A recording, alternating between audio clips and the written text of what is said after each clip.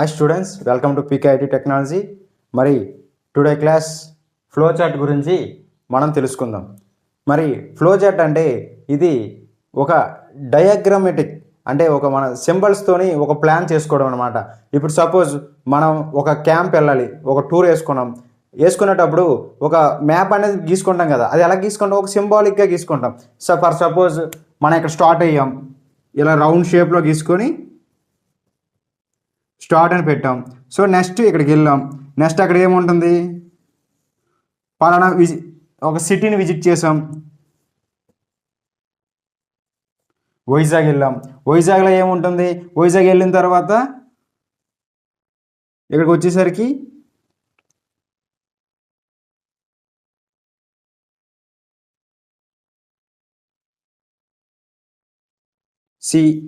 సముద్రం ఉంటుంది, RK beach. మళ్ళీ ఇటు వస్తే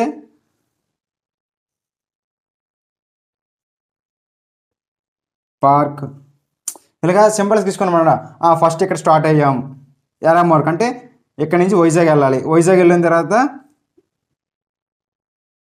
రైట్ సైడ్ వస్తే సి ఉంటుంది, లెఫ్ట్ సైడ్ వెళ్తే పార్క్ ఉంటుంది.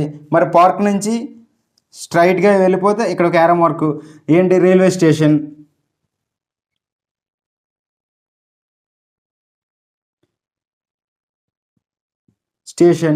అది అయిపోయిన తర్వాత ఇక్కడికి వచ్చి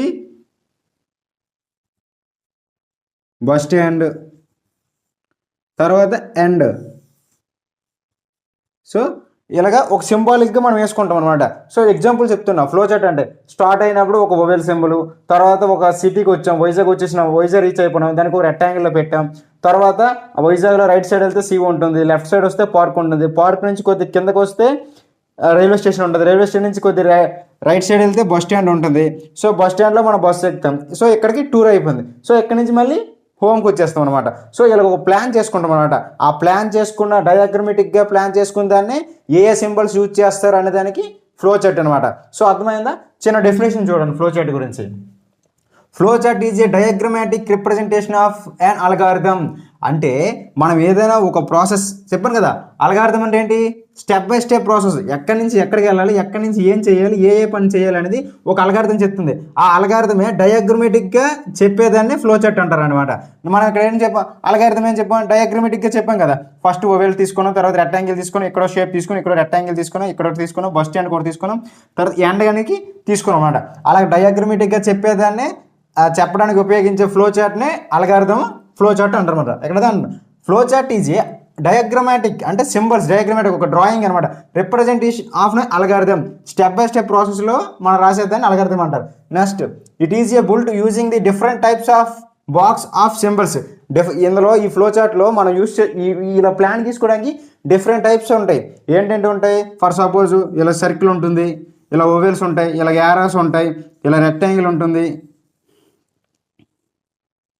ఇలాగ ఉంటుంది, ఇదో షేప్ ఉంటుంది, మళ్ళీ ఇలా సర్కిల్ ఉంటుంది.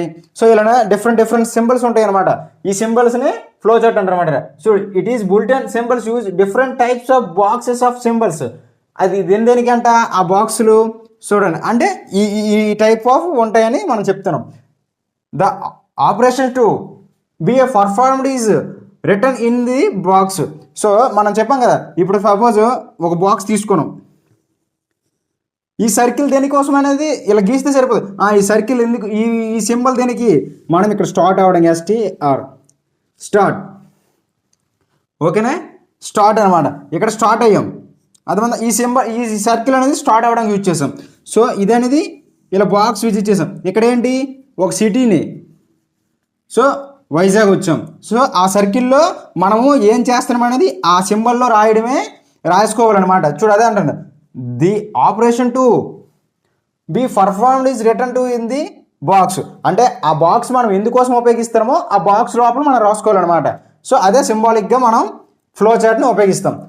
All symbols are interconnected by arrows to be indicate the flow of the information and the processing. మనము ఒక పని చేసేటప్పుడు అది ఎలా జరుగుతుంది, ఫ్లోని ఇన్ఫర్మేషన్ ప్రాసెసింగ్ని చేస్తుంది అనమాట.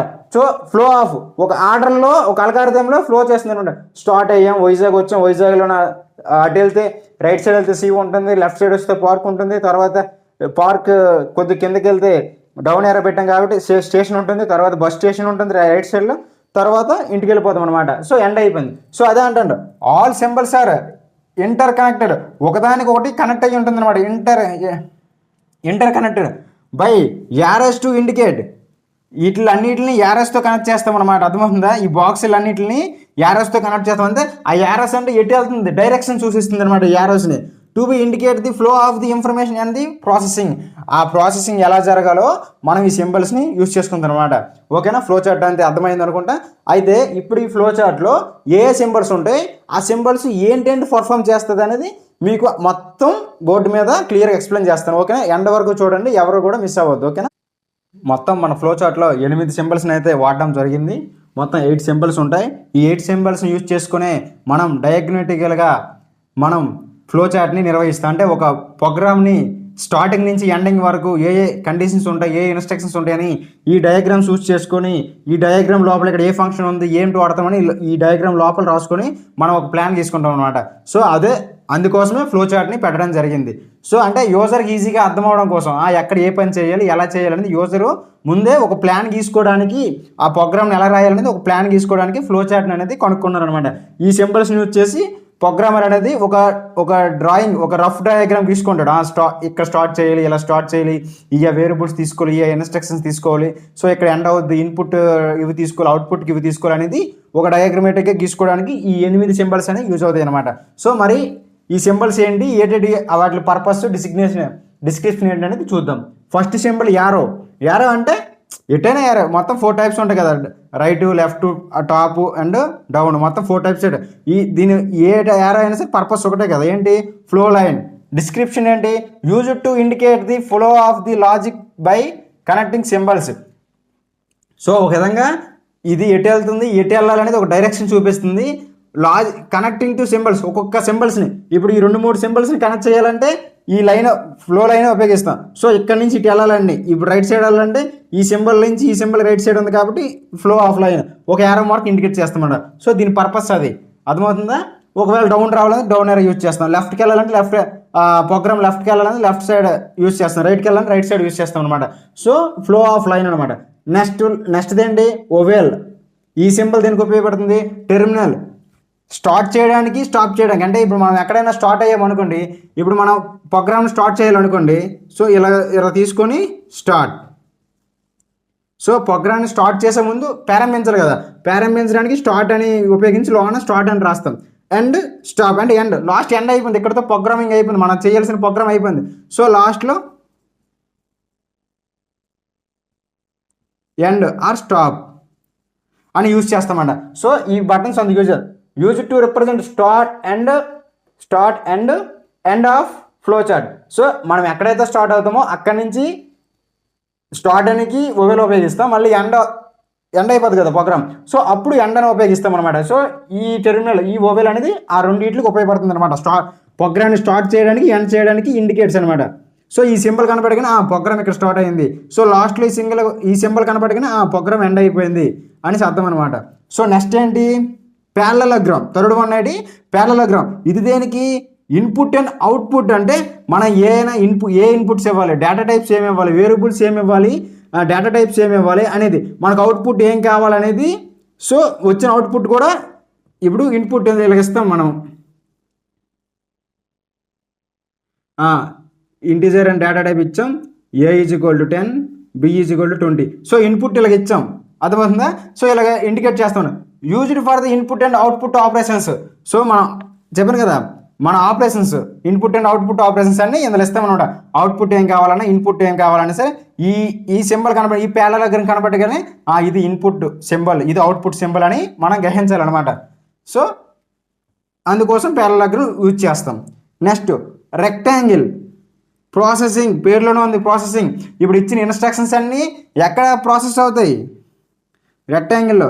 పని అంతా ఇందులోనే జరుగుతుంది, ప్రాసెసింగ్. ఇప్పుడు నువ్వు ప్యారలలోగ్రామ్లో ఇన్పుట్ ఇచ్చావు, ఏంటి ఇచ్చావు, A+B అనేసి ఇచ్చావు. A = 10, B = 20 ఇచ్చావు. సో ఈ A+B కలపమని ఇందులో ఉంటుంది ప్రాసెస్ ఇక్కడ జరుగుతుంది అనమాట. A+B కలపాలి, వచ్చిన అవుట్పుట్ అనేది Cలో స్టోర్ అవ్వాలని ప్రాసెస్ అంతా ఇక్కడ జరుగుతుంది. సో రెక్టాంగిల్ అనమాట ప్రాసెస్ ఇక్కడ జరగాలనేది అర్థమవుతుందా. మనం ఇచ్చిన ఇన్పుట్ అనేది దాని యొక్క ప్రాసెస్ ఫంక్షన్ అంతా ఎక్కడ జరుగుతుంది, రెక్టాంగిల్ సింబల్లో జరుగుతుంది అనమాట. సో అక్కడ అదే అంటాడు used for arithmetic operations and data manipulation. So arithmetic operations ఏవైనా సరే అండ్ డేటా మ్యానిపులేషన్ ఎలాగా ఏది జరగాలి, ఫంక్షన్ ఏం జరగాలి, ఏ ఇన్స్ట్రక్షన్స్ ఏది తీసుకోవాలి, వేరియబుల్స్ ఏం తీసుకోవాలి, ఫంక్షన్ ప్రాసెస్ అంతా రెక్టాంగిల్ ఈ సింబల్ యూజ్ చేసి ప్రాసెస్ అని పెడితే ఈ సింబల్లో ప్రాసెసింగ్ అని పెడితే సో ఇక్కడ ప్రాసెస్ జరుగుతుంది అనమాట మొత్తం. నెక్స్ట్ అంటే ముందంతా ఇన్స్ట్రక్షన్స్ ఇవ్వాలి, తర్వాత ప్రాసెస్ ఇక్కడ జరుగుతుంది.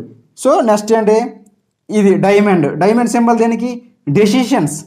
అర్థమవుతుందా. చూడండి ఇక్కడ use to represent the operation in which 3 there are 2 alternative true and false. ఈ డెసిషన్ దేనికి ఉపయోగిస్తామంటే ఈ డైమండ్ని ఇప్పుడు మనం చెప్పుకున్నాం నిన్న అల్గారిథంలో ఈ ఫ్లో కంట్రోల్ స్ట్రక్చర్స్లో ఇఫ్ కండిషన్స్ ఉపయోగిస్తాం, ఇఫ్ ఎల్స్. ఇవి దేనికి ట్రూ ఆర్ ఫాల్స్ ఇలా పెట్టి ఇఫ్ A < B = ఇప్పుడు ఏ కన్నా బి చిన్నదైతే కండిషన్ రైట్ అవుతుంది, అప్పుడు ప్రోగ్రామ్ లోపలికి వెళ్తుంది, లేదంటే బయటకు వచ్చేస్తుంది. సో ఇలా కండిషన్స్ ఏవైనా ఇచ్చినప్పుడు ఇఫ్ కండిషన్స్ ఇచ్చినప్పుడు ఏదైనా కండిషన్స్ ఇచ్చినప్పుడు ట్రూ ఆర్ ఫాల్స్ కండిషన్స్ ఇచ్చినప్పుడు ఈ డైమండ్ని ఉపయోగిస్తాం అనమాట. అర్థమవుతుందా. ఈ డైమండ్ ఉందంటే ఇక్కడ ట్రూ ఆర్ ఫాల్స్ కండిషన్ ఏదో ఉంది, ఇఫ్ ఎల్స్ కండిషన్ ఏదో ఉంది, లేదా ఇఫ్ ఎల్స్ ఇఫ్ కండిషన్ ఏదో ఉందని మనం అర్థం చేసుకోవాలన్నమాట. రిప్రజెంటేషన్ అది అదేవిధంగా మన రిప్రజెంటేషన్ కోసం అలా సింబల్స్ యూజ్ చేస్తారు. సో ఇక్కడ డైమండ్ కనపడగానే ఇక్కడ ఇఫ్ కండిషన్ ఏదో ఉంది, లేదా ఇఫ్ ఎల్స్ కండిషన్ ఏదో ఉంది, ఇక్కడ ఏదో కండిషన్ ఉంది, అది ట్రూ ఆర్ ఫాల్స్ కండిషన్ అని మనం అర్థం చేసుకోవడానికి. నెక్స్ట్ ఏముంది, circle on page connector use to drawing different of flow lines. అంటే పేజ్ లోపల ఫ్లో లైన్స్ ఏవైతే ఉన్నాయో different types of flow lines ఏమైనా ఉన్నా సరే వాటిని కనెక్ట్ చేయడానికి ఈ సర్కిల్ ఉపయోగిస్తుంది అనమాట. అంటే డిఫరెంట్ టైప్స్ ఫ్లో లైన్స్ ఉంటాయి కదా, వాటిని ఒక దగ్గర కనెక్ట్ చేయాలంటే ఈ సర్కిల్ చేసి ఇప్పుడు 4 వైపుల నుంచి 4 రావాలి. ఇప్పుడు జంక్షన్ అంటారు, ఒక జంక్షన్ అలాగ ఉన్న సర్కిల్గా ఉంటుంది. ఈస్ట్ నుంచి ఒక రోడ్ వస్తుంది, లెఫ్ట్ నుంచి ఒక రోడ్ వస్తుంది, రైట్ నుంచి ఒక లెఫ్ట్ వస్తుంది, వెస్ట్ నుంచి ఒక రోడ్ వస్తుంది కదా. ఈ 4 ఇట్లు ఎక్కడ కలిపింది సర్కిల్లో, అదే జంక్షన్ అనమాట. So different types of flow లైన్స్ని ఈ సర్కిల్ యూజ్ చేసి కలుపుతాం అనమాట. అంతే ఎలాగా, సో ఇలాగ అనమాట. అర్థమవుతుందా, ఓకేనా. So next half page connector అంటే use to connect flow chart pattern on different pages.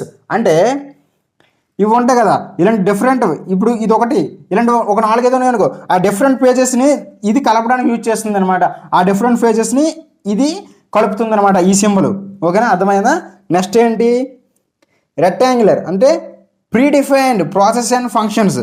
Double rectangle అనమాట. అంటే సో ఇందులోనే మళ్ళీ 2 లైన్స్ ఉన్నాయి చూసారా, డబుల్ రెక్టాంగిల్ లోనే ఉంటాయి.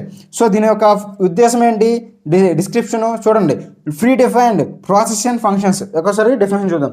Use to representation of A graph of statements performing one processing and task.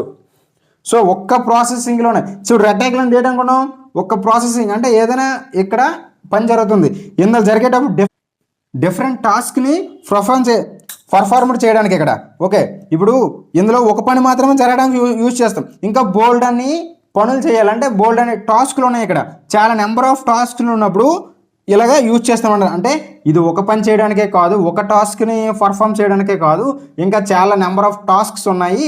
So అది కూడా పర్ఫామ్ చేయడానికని ఈ సింబల్ యూజ్ చేస్తామన్నమాట. ఈ సింబల్ డబుల్ రెక్టాంగిల్ సింబల్ కనబడగానే ఇందులో బోల్డ్ అని టాస్క్లు ఉన్నాయి.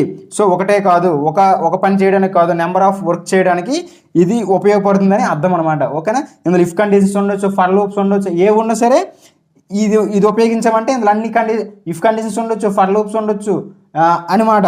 సో ఒక పని చేయడానికి కాదు, డిఫరెంట్ టైప్ ఆఫ్ టాస్క్లు చేయడానికి ఇది ఉపయోగిస్తాం, ఓకేనా. ఇదండి ఈ సింబల్స్ని యూజ్ చేసి మనం ఒక ఫ్లో చార్ట్ అనేది, ఒక డయాగ్రామ్ అనేది తీసుకుంటాం అనమాట మన ప్రోగ్రామింగ్కి. సో మీకు కొన్ని ఎగ్జాంపుల్స్ కూడా నెక్స్ట్ క్లాస్లో పెడతాను, ఒక 6 ఎగ్జాంపుల్స్. అంటే ఆ ప్రాసెస్ బట్టి డయాగ్రామ్స్ ఎలా యూజ్ చేస్తారో ప్రోగ్రామ్కి, మనం యూజర్ ఎలా రాసుకుంటారు అనేది మీకు చిన్న ఎగ్జాంపుల్ ఇస్తాను, ఓకేనా. Thank you one and all. మన క్లాస్ ఎంతవరకు మీకు చూసుండి అనిపిస్తే మన క్లాస్ని, మన ఛానల్ని సబ్స్క్రైబ్ చేసుకోండి. అదేవిధంగా మీకు ఏమైనా డౌట్స్ ఉంటే మన కామెంట్ సెక్షన్లో తెలియజేయండి. Thank you one and all.